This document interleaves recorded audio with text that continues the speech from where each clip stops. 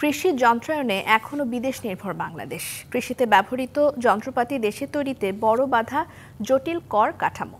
উদ্যোক্তারা বলছেন, নীতি সহায়তার অভাবে সুযোগ থাকার পরও দেশে উৎপাদন করা যাচ্ছে না কৃষির আধুনিক উপকরণ।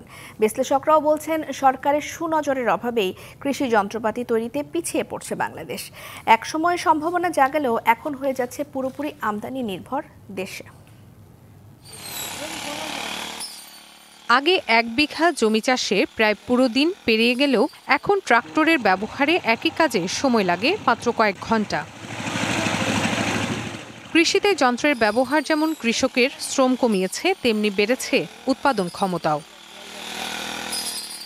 একসময় এসব যন্ত্রপাতির বেশিরভাগই তৈরি হতো দেশেই। সাধারণত কাঁচামাল আসতো বিদেশ থেকে। তার সঙ্গে দেশীয় প্রযুক্তি ও শ্রমেই তৈরি হতো প্রয়োজনীয় কৃষি যন্ত্রপাতি। ওয়ালটন এখন দেশের সীমানা পেরিয়ে পৌঁছে গিয়েছে 50টিরও বেশি দেশে।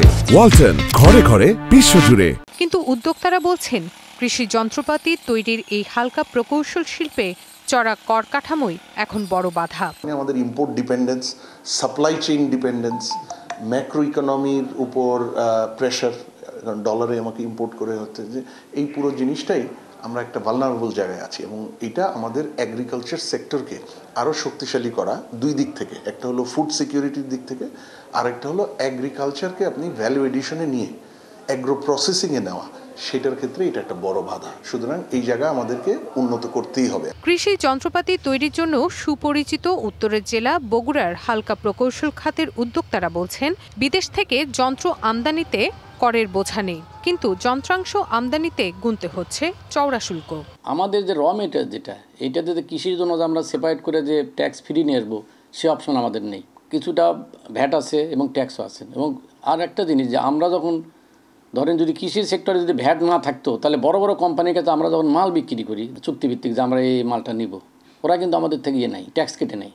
উদ্যোক্তাদের অভিযোগ, শুধু আমদানি করা যন্ত্রাংশই নয়, দাম বেশি দেশীয় নানা উপকরণেরও। আমাদের কৃষি যন্ত্রপাতি এইগুলা ট্যাক্স ফ্রি আসে, আর আমরা যেগুলো তৈরি করি এই মালগুলো ট্যাক্স ফ্রি না হওয়ার কারণে এই বিদেশ থেকে কাঁচা মালটা আসার, এই ট্যাক্স সহ আসার কারণে আমাদের খরচাটা বেশি পড়ে যায়। আর বিশ্লেষকরা বলছেন, প্রযুক্তির ব্যবহার ছাড়া সম্ভব নয় আধুনিক কৃষি। আর কৃষির স্বনির্ভরতা ধরে রাখতে হলে অবশ্যই যন্ত্রায়নেও হতে হবে স্বয়ংসম্পূর্ণ।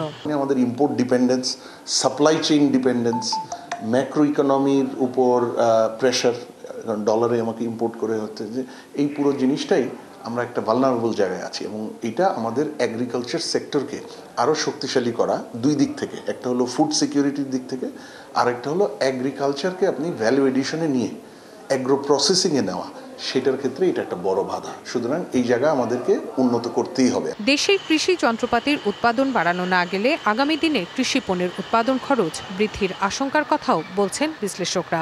আর তাতে রয়েছে খাদ্যপণ্য উৎপাদন কমার শঙ্কাও। Rifat Tasnova, DBC news, Dhaka.